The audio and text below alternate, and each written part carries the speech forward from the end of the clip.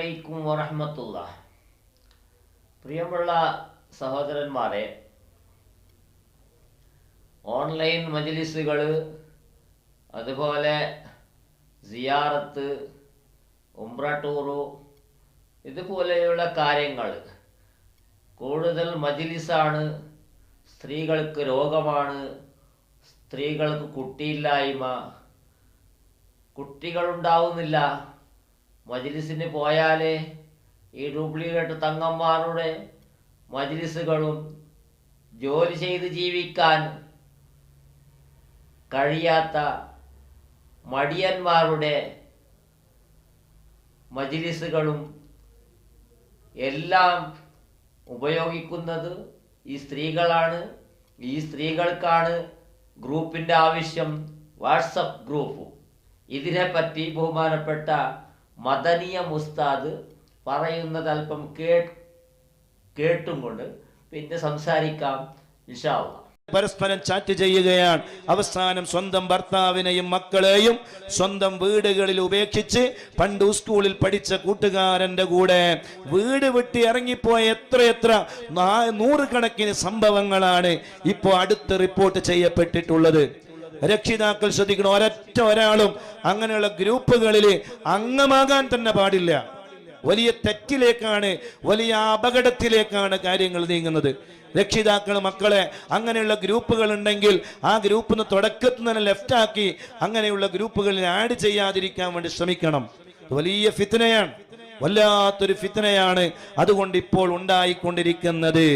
എത്ര ആളുകൾക്കാണ് ഉമ്മയെ നഷ്ടപ്പെട്ടത്, എത്ര മക്കൾക്കാണ് ഉമ്മയെ നഷ്ടപ്പെട്ടത്, എത്ര ഭർത്താക്കന്മാർക്കാണ് ഭാര്യമാരെ നഷ്ടപ്പെട്ടത്. അതിൻ്റെ ഒരു കണക്ക് തന്നെ ഇപ്പൊ അടുത്ത് വന്നിരുന്നു. ഞാൻ ഇപ്പോൾ അതിലേക്ക് കൂടുതലായി കടന്നു പോകുന്നില്ല.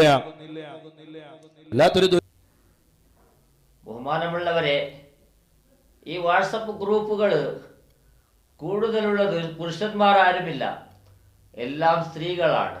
അഡ്മിന്മാർ, അതിൻ്റെ മെയിൻ ആൾക്കാർ, ഗ്രൂപ്പ് ഉണ്ടാക്കാൻ വേണ്ടി അതിൻ്റെ കമ്മീഷന്, ഇതെല്ലാം എത്രയാണ്. ഈ നമ്മുടെ സഹോദരന്മാർ ഗൾഫിൽ നയിച്ചുണ്ടാക്കിയ കാശെല്ലാം ഇവരുടെ കീശയിലാണ് എന്ന് പറയാം. അതാണ് സഹോദരന്മാരെ അവിടെ നയിച്ചുണ്ടാക്കുന്നത്. ഇവിടെയുള്ള സ്ത്രീകൾക്ക് അവരുടെ ഭാര്യമാർ, അവരുടെ രോഗം മറ്റുള്ള എന്തോ രോഗമായിരിക്കാം, ഒട്ടാകെ അവിടെ പോയി എത്തണം, ഉസ്താദിനെ കാണണം. നിങ്ങൾ പറഞ്ഞാൽ വിശ്വസിക്കുകയില്ല. ഒരു തങ്ങളുടെ പ്രസംഗമുണ്ടായിരുന്നു. വൈലത്തൂർ തങ്ങളുടെ മകനാണ്. ആ വൈലത്തൂർ തങ്ങളുടെ മകൻ വൈലത്തൂർ തങ്ങളുടെ വിഷയവും അതുപോലെ CM മടവൂരിൻ്റെ വിഷയവും ഇങ്ങനെ പറയുന്ന ഒരു വീഡിയോ. ആ വീഡിയോ ഞാനും കണ്ടതാണ്. ആ വീഡിയോയിൽ വന്ന് ഒരു സ്ത്രീ കമന്റ് ഇട്ടതാണ്, ഉസ്താദെ തങ്ങളെ നിങ്ങൾ ചികിത്സിക്കാറുണ്ടോ എന്ന്. എന്താണ് സഹോദരന്മാരെ, കേരളത്തിൽ ഒരുപാട് ചികിത്സകരും അതുപോലെ ഒരുപാട് ആയുർവേദം, അവിടെ ആയുർവേദമാണ് കൂടുതൽ, അതുപോലെ അലോപ്പതിയും എല്ലാം ഉള്ളത് പോരാതെ ഇവർക്ക് ചികിത്സ, ഇവർക്ക് ഒറ്റക്കിരിക്കുമ്പോൾ ചികിത്സയുടെ ഓർമ്മയാണ്. ഒരു രോഗവുമില്ല, വെറുതെ പോയി. ഭർത്താവിന് ജോലിയില്ല, ഭർത്താവിന് മക്കൾക്ക് പഠിക്കണം, വീട്ടിലിരുന്ന് പഠിക്കണം. തങ്ങളോടോ മൈലാരോടോ പറഞ്ഞ് പഠിക്കലല്ല സഹോദരന്മാരെ. അതുപോലെ ഈ വാട്സപ്പ് ഗ്രൂപ്പുകളെ കൊണ്ടുണ്ടായതായിരിക്കുന്ന അതുപോലെ ഉള്ള ഈ ഗ്രൂപ്പിനെ തൊട്ട് എന്താണ് ബുദ്ധിമുട്ട്, അതാണ് ബഹുമാനപ്പെട്ട മദനി ഉസ്താദ് പറഞ്ഞത്. പറയുമ്പോൾ ഇതെല്ലാം പറയാൻ തോന്നി.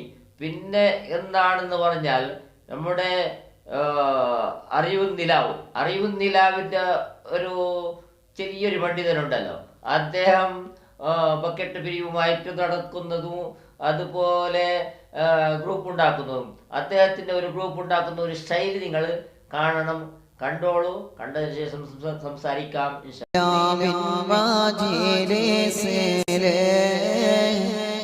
അഹദോനിൽ സ്തുതികൾ പാടിയിടുന്നേ, മുത്ത് റസൂലിൽ മദഅതുന്നേ, കൈകൾ നീട്ടുന്ന റഹ്മാനല്ലാഹ്. വാട്സപ്പ് ഗ്രൂപ്പിലേക്ക് വിളിക്കുന്ന ഒരു രീതി. ഇദ്ദേഹം ചെറിയ യുവാവാണ്, ഇദ്ദേഹത്തിന് നയിച്ചു തിന്നൂടെ എന്ന് ഒറ്റ വാക്കിലാണ് ചോദിക്കേണ്ടത്. അങ്ങനെ പറഞ്ഞാൽ ജോലി ചെയ്ത് ജീവിച്ചൂടെ എന്ന്. ഇത് കൊറോണ സമയത്ത് തുടങ്ങിയ ഒരു അത്ഭുത ഒരു വരുമാനമാണ് ഇവർ കണ്ടതും, നല്ല ഒരു പ്രതീക്ഷ. അതുപോലെ മഹാനായ എ.പി. ഉസ്താദിന്റെ പൊരുത്തം. ഈ പൊരുത്തമാണെങ്കിലും, പൊരുത്തമുണ്ടെങ്കിലും പൊരുത്തമില്ലെങ്കിലും, അവിടെ എന്തെങ്കിലും ഫലമുണ്ടെങ്കിലും ഇല്ലെങ്കിലും ഇതിനെല്ലാം കാശ് കൊടുക്കേണ്ട സഹോദരന്മാരെ. എത്രയാണ് ഇവർ കഴിവിന്റെ പരമാവധി അവിടുന്ന് പിഴിഞ്ഞെടുക്കാൻ വേണ്ടി ശ്രമിക്കുന്നത്. ദാരിദ്ര്യം നീങ്ങുകയില്ല. എത്ര അവിടെ നടുവൊടിഞ്ഞ് ജോലി ചെയ്യുന്നവർക്കാണ് അതിൻ്റെ ആയിരിക്കുന്ന ബുദ്ധിമുട്ടു. ആ വീട്ടിൻ്റെ നാഥൻ ആ നാട്ടിൽ നിന്ന് പോയി വരനാട്ടിൽ വിദേശത്ത് പോയി നയിച്ചുണ്ടാക്കിയതെല്ലാം ഇവർ ദൂർത്തടിക്കുന്നത്. സ്ത്രീകളുടെ കൂടെ കൂടി അവരെ വിളിച്ച് അവരെ ഗ്രൂപ്പ് ഉണ്ടാക്കി, ഇവിടെ വരണം, ഈ മജ്‌ലിസിലാണ് അത് നടക്കുന്നു, ഇത് നടക്കുന്നു, മറ്റത് കിട്ടുന്നു, മറിച്ചത് കിട്ടുന്നു. ഇതെല്ലാം കൊടുക്കുന്നത്, ഇവർ ചോദിക്കുമ്പോൾ കൊടുക്കുന്നത് അള്ളാഹു ആണ് എന്നുള്ള ഒരു വിശ്വാസം പോലുമില്ല. അവിടെ പോയാലും നിങ്ങൾ പോയില്ലെങ്കിലും നിങ്ങളുടെ ഉദ്ദേശം നോക്കി ദുനിയാവിയായ കാര്യങ്ങൾ എല്ലാം അള്ളാഹു ആണ് തരുന്നത്. അത്ര മനസ്സിലാക്കണ്ടേ?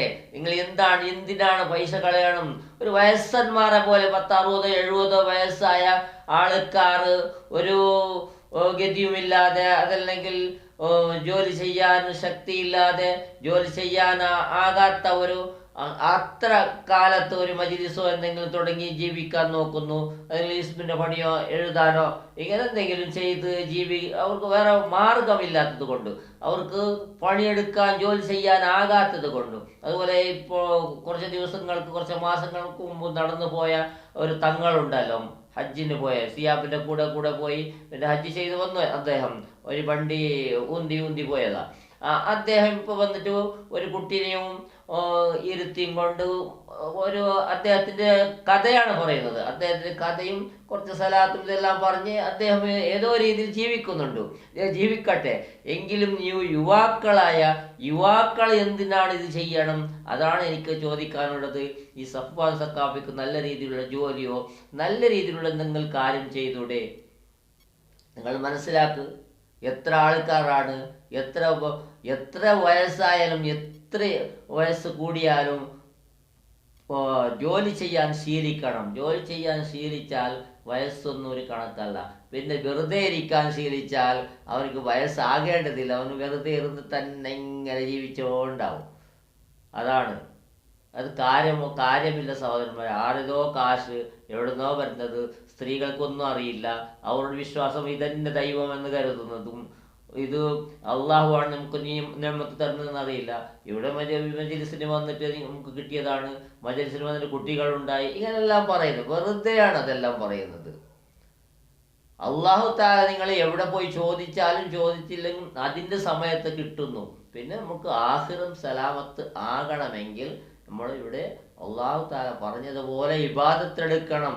അതല്ലാതെ നിങ്ങൾ കിട്ടിയെടുത്തെല്ലാം പോയി ഈ മജ്‌ലിസ് ഉണ്ടെന്ന് പറഞ്ഞ് അവിടെ സ്ത്രീയും പുരുഷന്മാരും എല്ലാം മിക്സായി ഇദ്ദേഹം പറഞ്ഞ സമയത്തെല്ലാം പോയി അവിടെ ഇരുന്ന് അവിടെ പോയി അതിൻ്റെ കാശ് കൊടുത്ത് ഇതെല്ലാം ചെയ്യേണ്ടത് ഒരു ആവശ്യവുമില്ല. അതെല്ലാം അനാവശ്യമാണ്. മനസ്സിലാക്കണം. ഇതിൻ്റെ കഷ്ടങ്ങളും ദുരിതങ്ങളും ഈ ജോലി ചെയ്യുന്ന ആളെ നിങ്ങൾ ഓർത്തു നോക്കൂ. നിങ്ങളുടെ ഭർത്താക്കന്മാരെ ഓർത്തു നോക്കൂ. അവർക്കൊരു ജീവിതമുണ്ടോ? എല്ലാം അവിടെ തന്നെയല്ലേ. വന്നാൽ 5 വർഷമോ 2 വർഷമോ കഴിഞ്ഞ് വന്നാൽ ഒരു മാസം ഉണ്ടാവുകയില്ല, രണ്ടാമത് പോകണം. അവർ വീട്ടിലേക്ക് വന്നാൽ നിങ്ങൾക്ക് ഭയമാണ്. രണ്ടാമത് പോകുന്നോ ഇല്ലയോ, വീസ ഉണ്ടോ ഇല്ലയോ, പിരിച്ചുവിട്ടതാണോ, ഇതുപോലെയുള്ള പേടി. എന്തിനാണ്? നിങ്ങൾ ഇഷ്ടം പോലെ ഇവിടെ ചെലവാക്കാൻ വേണ്ടി. തെറ്റാണ് സഹോദരിമാരെ, തെറ്റാണ്. ഉറപ്പായും തെറ്റാണ്. അള്ളാഹുവിനെ ഓർത്ത് നിങ്ങൾ ഒരൊറ്റ മിനിറ്റെങ്കിലും ആലോചിച്ച് ചിന്തിച്ച് നോക്കൂ.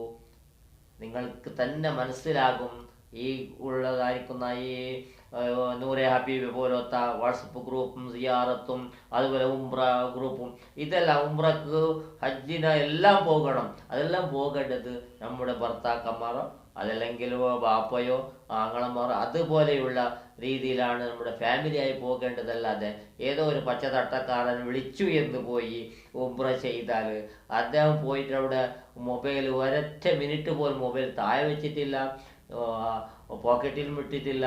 അദ്ദേഹം എടുത്ത തന്നെ വീഡിയോ തന്നെ എടുത്ത് കാണിച്ച് ദുആ ചെയ്തതാണ്.